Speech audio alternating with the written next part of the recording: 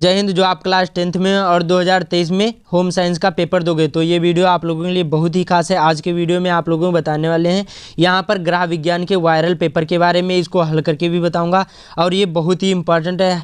इसी प्रकार से आपके बोर्ड एग्जाम में ये पेपर भी आएगा, इसको हल करके भी बताऊँगा और इसका जो PDF नोट चाहिए तो आप लोगों को बताऊँगा अभी कहाँ मिलेगा, बहुत ही इंपॉर्टेंट है। तो इस वीडियो को ज़्यादा से ज़्यादा शेयर कर देना और जो चैनल पर नया है चैनल को जरूर ही सब्सक्राइब कर लेना, बहुत ही इंपॉर्टेंट है। इसको हल करके ही जाना, वायरल पेपर है, इसी प्रकार से आपके बोर्ड एग्जाम में आएगा। तो यहाँ पर देखिए सबसे पहले क्या लिखा है, यहाँ पर 3 घंटा 15 मिनट टाइम होगा। उसके बाद में लिखा है यहाँ पर निर्देश, ये आपको अच्छी तरीके से पढ़ लेना है। इसमें लिखा है प्रारंभ के 15 मिनट परीक्षार्थियों को प्रश्न पत्र पढ़ने के लिए निर्धारित हैं। उसके बाद में लिखा है सभी प्रश्न अनिवार्य हैं। उसके बाद में प्रत्येक प्रश्न निर्धारित उसके अंक सम्मुख अंकित हैं। उसके बाद में लिखा है यहाँ पर प्रश्न पत्र 2 खंडों में विभक्त है, खंड का एवं खंड बा होगा, जिसमें खंड जो का होगा इसमें 20 नंबर के बहुविकल्पी क्वेश्चन आएंगे जो आपको OMR शीट में भरना होगा। मैंने इस पर वीडियो बना दिया है कि जो OMR शीट होती है उसको कैसे भरा जाता है, तो बहुत ही इंपॉर्टेंट है। इनमें से सारे क्वेश्चन आप लोग जरूर ही तैयार करके जाना और वीडियो के लास्ट में आप लोगों को बताऊंगा कि इसकी कैसे तैयारी करना है कि कम समय में बहुत ही अच्छे मार्क लाएं। ये आपका एक ऐसा विषय है जो आपके परसेंटेज को बढ़ाएगा और ये 70 में 70 नंबर आपके बिल्कुल पक्के हो जाएंगे और कम समय में। तो वीडियो को पूरा देखना, बहुत ही इंपॉर्टेंट ये वीडियो है। तो यहाँ से शुरू होता है बहुविकल्पी। सबसे पहले क्वेश्चन हल करते हैं, उसके बाद में आप लोगों को बताऊंगा कि कैसे तैयारी करना है और इसका PDF नोट चाहिए वो भी आप लोगों को बताऊंगा। तो यहाँ पर पहला क्वेश्चन इसी प्रकार से आपके बोर्ड एग्जाम में आएगा कि बजट की मूलभूत आवश्यकताएं क्या हैं। भोजन होगा कि आवास होगा कि वस्त्र होगा कि ये सभी होगा। तो इसका राइट आंसर हो जाएगा ये सभी। जो भोजन की यहाँ पर बजट की मूलभूत आवश्यकताएं क्या होती है, भोजन भी होता है, आवास भी होता है, वस्त्र भी होते हैं, तो ये सभी हो जाएगा इसका राइट आंसर। उसके बाद में यहाँ पर अगला है, ये भी बहुत ही इंपॉर्टेंट है। क्या है यहाँ पर, सरकारी कर्मचारी की जो सेवा निवृत्ति के उपरांत प्राप्त होता है, वेतन की, पेंशन की, बोनस की, इनमें से कोई नहीं। कहने का मतलब है सरकारी जो कर्मचारी होता है जब रिटायर हो जाता है उसके बाद में उसको क्या प्राप्त होता है, तो यहाँ पर पेंशन ही प्राप्त होती है। तो खा वाला इसका राइट आंसर हो जाएगा, बहुत ही इंपॉर्टेंट है। उसके बाद में यहाँ पर अगला है, जो खाने का सोडा मिलाकर पकाने से नष्ट हो जाता है, होता है कार्बोहाइड्रेट की, प्रोटीन की, विटामिन C की, यहाँ पर खनिज लवण। तो इसका राइट आंसर कौन सा हो जाएगा, खनिज लवण इसमें नष्ट हो जाते हैं। खाने का जो सोडा पकाने पर क्या खनिज लवण सारे सब्जियों के नष्ट हो जाते हैं। उसके बाद में अगला यहाँ पर रोगी का भोजन होना चाहिए गरिष्ठ की, चटपटा की, सुपाच्य की, बिना पका हुआ। तो इसका राइट आंसर यहाँ पर हो जाएगा सुपाच्य होना चाहिए। जो रोगी का भोजन कैसा होना चाहिए, तो सुपाच्य होना चाहिए, गवाला, इसका राइट आंसर हो जाएगा। तो आप लोग ये ज़रूर तैयार करके जाना, बहुत ही इंपॉर्टेंट है। हर साल इसी प्रकार से क्वेश्चन पूछे जाते हैं और ये वायरल पेपर है तो आप लोग अच्छी तरीके से हल ही करके जाना, सारे क्वेश्चन इसी प्रकार से पूछे जाएंगे। उसके बाद में यहाँ पर अगला है, लंबाई मापने की इकाई को क्या कहते हैं, सेंटीमीटर, मीटर कहते हैं कि ग्राम, यहाँ पर किलोग्राम कहते हैं कि लीटर, मिलीलीटर कहते हैं कि इनमें से कोई नहीं। जो लंबाई मापने की इकाई को हम क्या कहते हैं, सेंटीमीटर, मीटर कहते हैं। क्या कहते हैं, सेंटीमीटर, मीटर कहते हैं। यहाँ पर का वाला इसका राइट आंसर हो जाएगा। उसके बाद में यहाँ पर अगला है, जल का रासायनिक सूत्र क्या होगा, HO होगा कि HO2 होगा कि H2 होगा कि H2O2 होगा।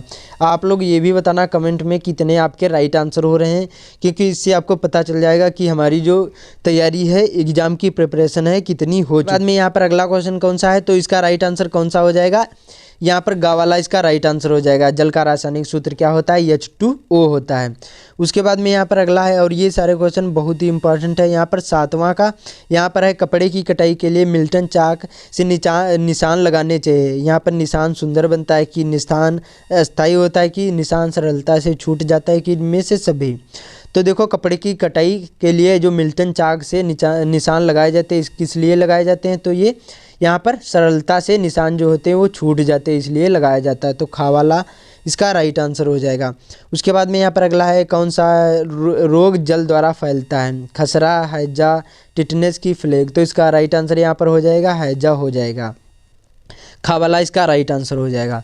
उसके बाद में यहाँ पर अगला है, पर्यावरण को कहते हैं, पर्यावरण को क्या कहते हैं। यहाँ पर देखो, पर्यावरण को प्रदूषण कहते हैं कि पृथ्वी के चारों ओर के वातावरण को कहते हैं कि यहाँ पर वातावरण को कहते हैं कि इनमें से कोई नहीं। तो देखो, इसका राइट आंसर पर्यावरण को क्या कहते हैं, पृथ्वी के चारों ओर के वातावरण को हम क्या कहते हैं, पर्यावरण कहते हैं। और पर्यावरण 2 शब्दों से मिलकर बना है, परिधन आवरण।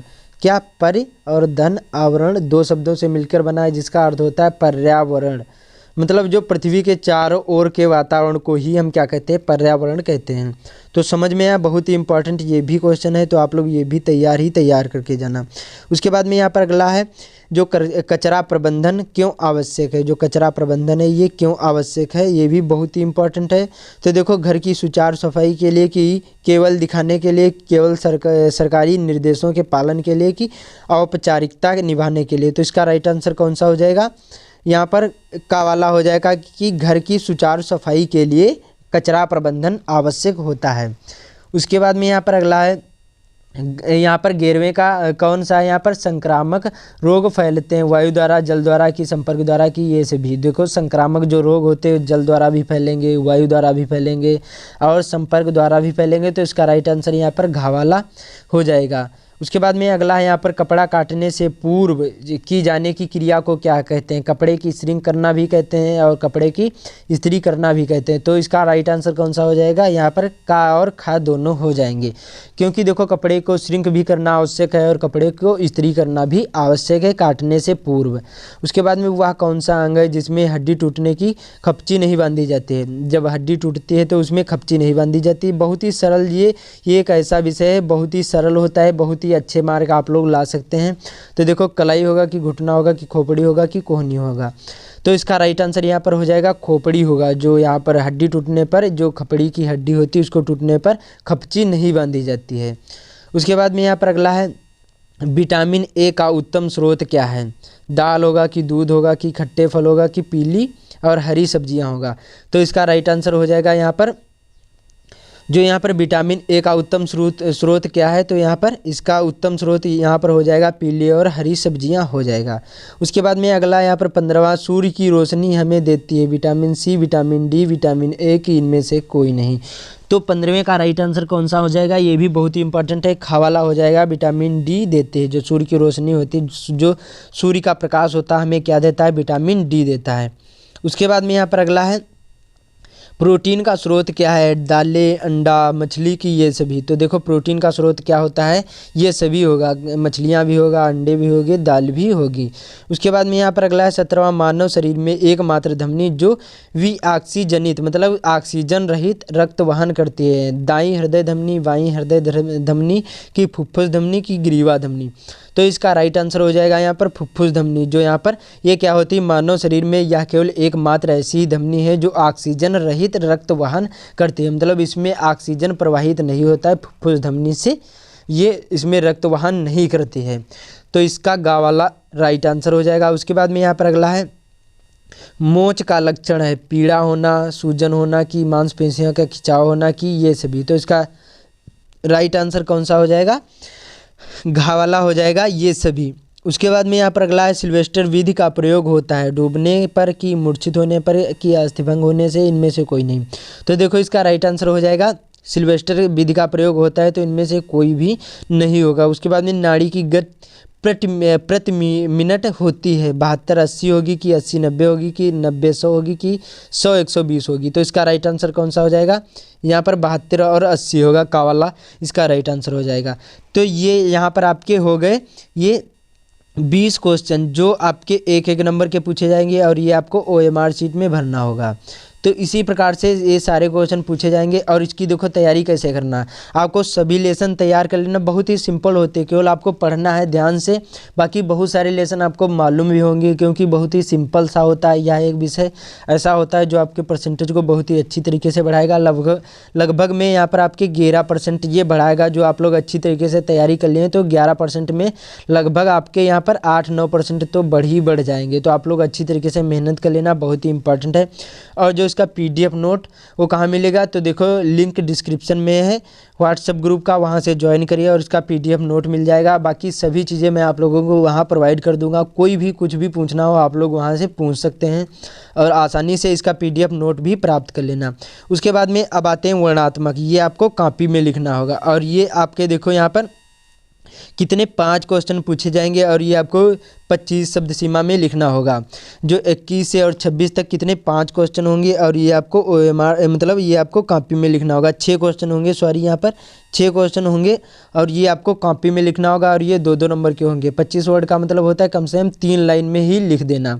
कितने 2 या फिर 3 लाइन में आपको इनके उत्तर देना और ये सारे क्वेश्चन बहुत ही इंपॉर्टेंट हैं, तो इसका स्क्रीनशॉट ले लीजिए और अच्छी तरीके से इनको याद भी कर लीजिए।